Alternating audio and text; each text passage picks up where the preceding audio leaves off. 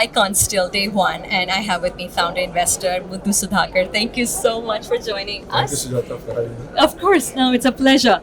This conference has a very different vibe. There are brilliant minds connected together, and they are talking about that one subject, AI. And your thoughts about AI as a broad buzzword versus what AI means to you. So I think AI is real. I keep hearing the word is AI, is there real or not? So AI and agents are real.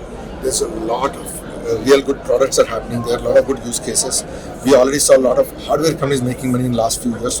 Microsoft, Google, Amazon, Nvidia. I think hardware companies made lots of money in the last. I think the next few years, my prediction is software companies will make money. That includes software and startup companies, both app companies and services companies.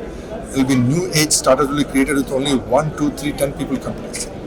So my message to even companies at unicorn, if you are a unicorn and if you are working there for more than 4 years, leave unicorns, because unicorns are not going to do well.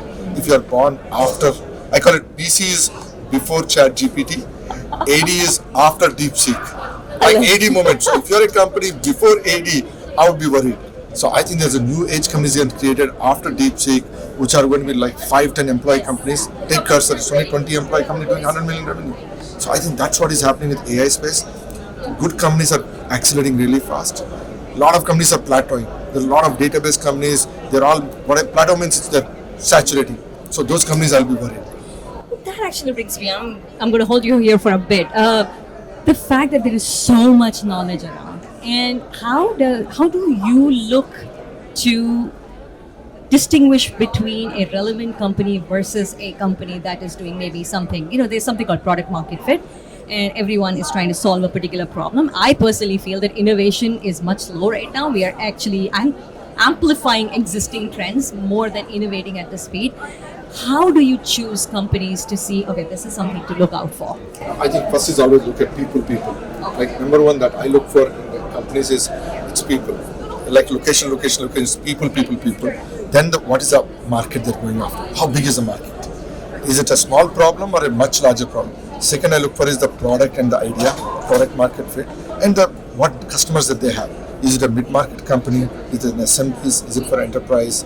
And then what's the growth? Who are the design partners, customers that are going after? And how much revenue are they growing? It's a growth rate. If you're not growing 50, 100, 200% in this economy and you're an AI company, there's something is wrong.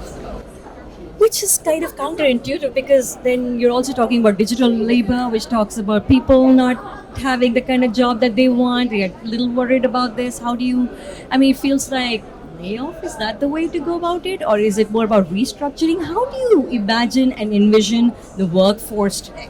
I think you nailed it. I think look, AI is going to disrupt the jobs. So like AI is not about productivity and efficiency. How much are we said AI and agents is going to replace humans and jobs? It may create net new jobs. Don't get me, but the current jobs will change. So if I'm any company, we have to redo like how Microsoft Satya redid his company.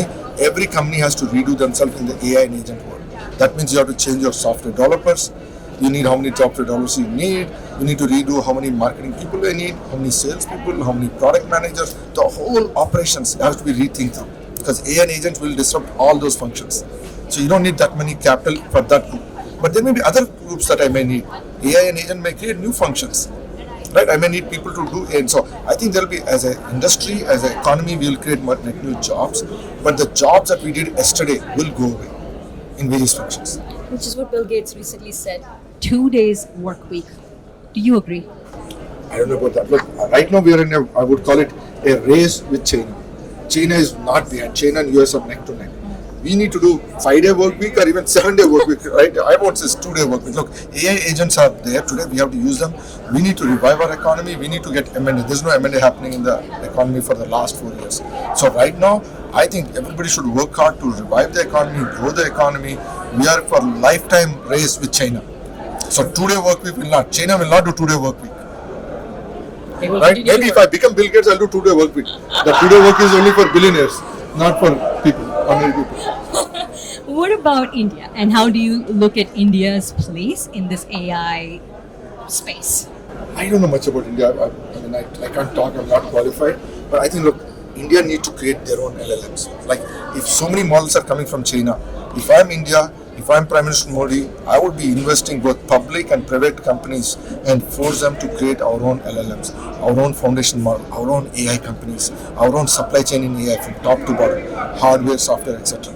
That is not happening in India. India is not relevant right now in AI. Right now, everybody talks about US, China, even France is relevant. They have something investment going on with their President Macron.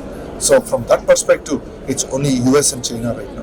So India is not even anywhere in the discussions. I do have some questions around the students that are very apprehensive around what do they pick if they're in STEM subject, computer science, does it have a future? Should it be more towards drug discovery, biotech and other things?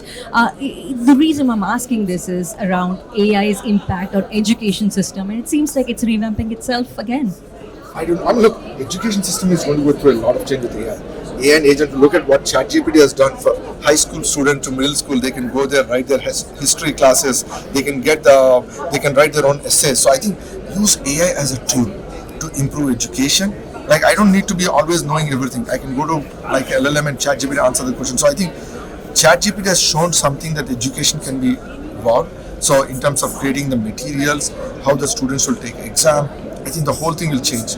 So let's use AI and agentic, all these things, tools to improve our education system and invest on building products to better the humanity. Understood. That's going to happen. One final question. I am a very stressed out technical person and I'm worried about my job. What are the 3 things you'd advise me to do in this AI world to get better and re-skill myself in a way? I think use AI for your work, use AI tools for your home. I think the more you are aware of it, start using the tools, and then on top of that, get involved, fully knowledgeable about AI and this, then I think everybody will do well in the next few years. Mr. Sudhakar, thank you so much for talking to us. Really appreciate it. Thank you so much. Thank you.